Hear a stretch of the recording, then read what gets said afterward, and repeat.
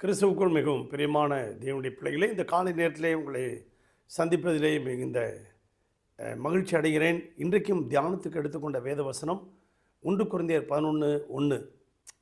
நான் கிறிஸ்துவை பின்பற்றுகிறது போல என்னை பின்பற்றுங்கள் என்று பவுல் சொல்லுகிறார். ஒரு ரோல் மாடல் பாருங்கள்.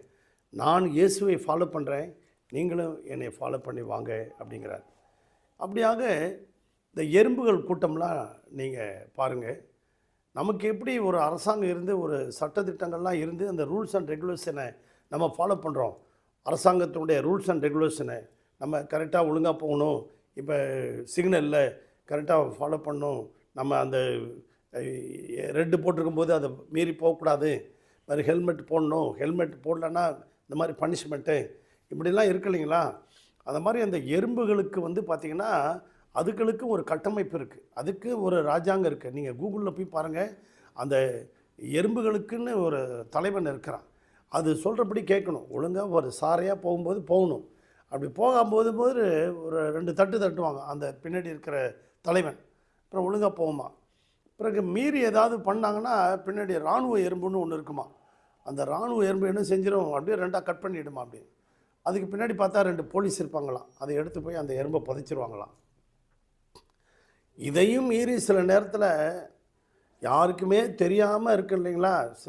சில ஆடுகள்லாம் இருக்கும் பாருங்கள், சில முற்ற ஆடுகள்லாம் இருக்கும் பாருங்கள், 1 2. அந்த மாதிரி எறும்புக்குள்ளேயும் சில தத்தி எறும்புலாம் இருக்குதான். அது பாருங்கள், அதில் யாருக்கும் தெரியாமல் ஒன்று போகுமா.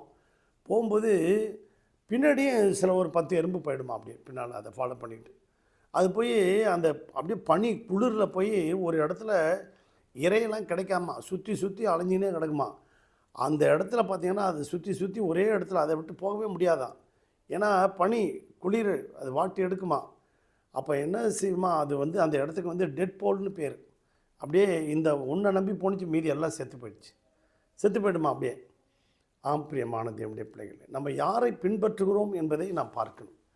வேதத்தில் அப்படியாக தான் பார்த்திங்கன்னா, அங்கே யோவான் எழுதின சுவிசேஷம் 21ஆம் அதிகாரத்தில் 3வது வசனத்தில் பார்த்திங்கன்னா, இயேசு கிறிஸ்து மரித்து போன பிறகு அவர் 3ஆம் நாள் உயிரோடு எழுந்திருக்கிறார்.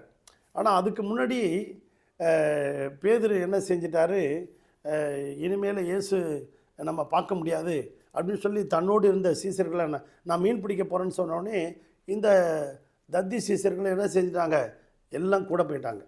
அவன் பின்னாலே போயிட்டாங்க. அங்கே போய் அவன் ராத்திரி பூரா மீன் பிடிக்க முடியல. பிடிச்சானுங்க, ஒரு மீன் கூட கிடைக்கல. ஏன்னா இந்த எறும்புகளுக்கெல்லாம் ஒரு ஆகாரம் கூட கிடைக்காம செத்து போயிடுச்சு. பார்த்தீங்களா? இவனுங்கள்லாம் இயேசு இல்லாதனால ஒரு மீன் கூட கிடைக்கல. அவன் முன்னாடி இயேசுவை ஏற்றுக்கொள்ளாததுக்கு முன்னாடி கூட ஒரு மீன் கூட கிடைக்காம இருந்தபோது இயேசு அவனை சந்தித்து திரளான மீன்கள் பிடிக்க வச்சார். இப்போவும் பின்மாற்றத்துக்குள்ளே போயிட்டான்.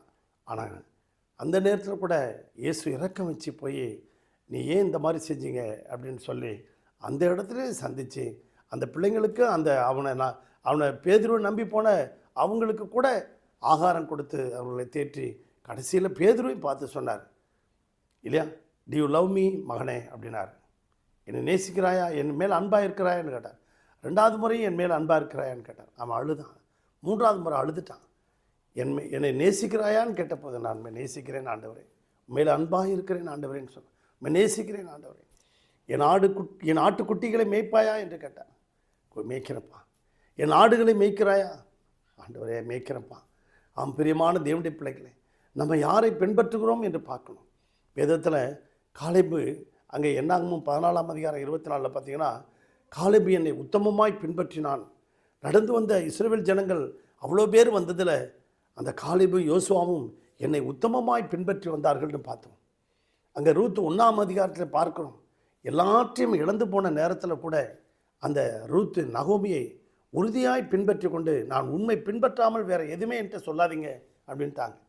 அந்த இஸ்ரவேல் தேவன் தான் என் தேவன் சொல்லி நகோமியை உறுதியாய் பின்பற்றி போனாங்க.